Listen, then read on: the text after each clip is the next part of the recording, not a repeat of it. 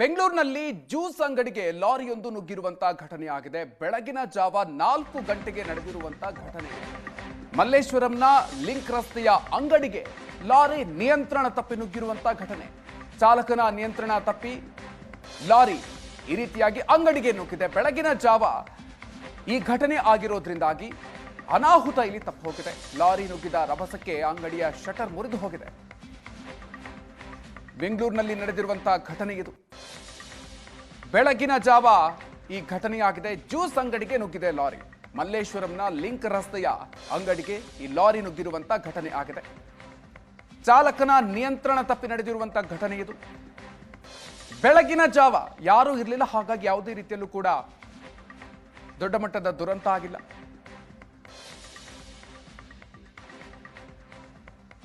ನಿಯಂತ್ರಣ ತಪ್ಪಿ lorry juice ಅಂಗಡಿಗೆ ಗುದ್ದಿರತಕ್ಕಂತಹ ಘಟನೆ ಬೆಂಗಳೂರಿನ ಮಲ್ಲೇಶ್ವರಂನ ಲೇಖಕಿ ನಿರುಪಮಾ ರಸ್ತೆಯಲ್ಲಿ ನಡೆದಿರತಕ್ಕಂಥದ್ದು. ಸದ್ಯ ನಾನೀಗ ಅದೇ ಸ್ಥಳದಲ್ಲಿದ್ದೀನಿ. ಇಲ್ಲೂ ಕೂಡ ಗಮನಿಸ್ತಾ ಹೋಗ್ಬೋದು.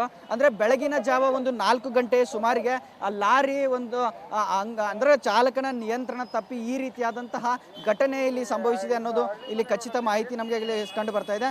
ಅಂಗಡಿ ಮುಂಭಾಗದಲ್ಲಿರ್ತಕ್ಕಂತಹ ಶಟರ್ ಮತ್ತು ಇಲ್ಲಿರ್ತಕ್ಕಂತಹ ಗೋಡೆ ಸಂಪೂರ್ಣವಾಗಿ ಬೆಂಡ್ ಅಂದರೆ ಶಟರ್ ಕಂಪ್ಲೀಟ್ ಆಗಿ ಬೆಂಡ್ ಆಗಿರ್ತಕ್ಕಂಥದ್ದು ಮತ್ತು ಗೋಡೆ ಕಂಪ್ಲೀಟ್ ಆಗಿ ಮುರಿದಿರ್ತಕ್ಕಂಥದ್ದು. ಇಲ್ಲೂ ಕೂಡ ನೋಡ್ಬೋದು. ನಾವು ಏನು ಇವಾಗ ಸ್ಟ್ರೀಟ್ ನೋಡ್ತೀವಲ್ಲ, ಅಲ್ಲೂ ಕೂಡ ಆ ಟೈರ್ ಇಲ್ಲಿ ಅಂದ್ರೆ ಕೆಳಗೆ ಇರ್ತಕ್ಕಂಥ ಒಂದು ಗಟರ್ ಒಳಗಡೆ ಆ ಟೈರ್ ಕೂಡ ಇಲ್ಲಿ ಸಿಲ್ಕಾಕಿರ್ತಕ್ಕಂಥದ್ದು. ಯಾಕಂದ್ರೆ ಇಲ್ಲಿ 4 ಗಂಟೆ ಸುಮಾರಿಗೆ ಈ ರೀತಿಯಾದಂತಹ ಘಟನೆ ನಡೆದ ಬೆನ್ನಲ್ಲಿ ಇಲ್ಲಿ ಯಾರಿಗೂ ಕೂಡ ಇಲ್ಲಿ ಒಂದು ಅನಾಹುತ ಆಗಿಲ್ಲ. ಚಾಲಕ ಕೂಡ ಇಲ್ಲಿ ಪ್ರಾಣಾಪಾಯದಿಂದ ಪಾರಾಗಿರ್ತಕ್ಕಂಥದ್ದು ಕೂಡ ಇಲ್ಲಿ ನಾವು ಗಮನಿಸ್ತಾ ಹೋಗ್ಬೋದು.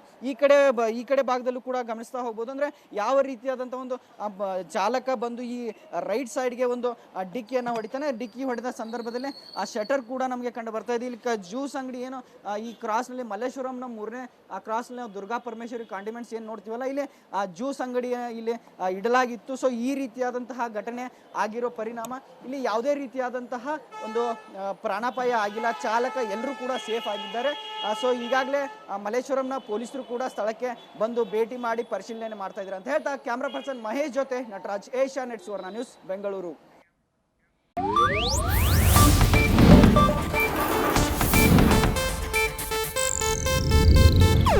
ಇದು ಏಷ್ಯಾನೆಟ್ ನ್ಯೂಸ್ ನೆಟ್ವರ್ಕ್ ಪ್ರಸ್ತುತಿ.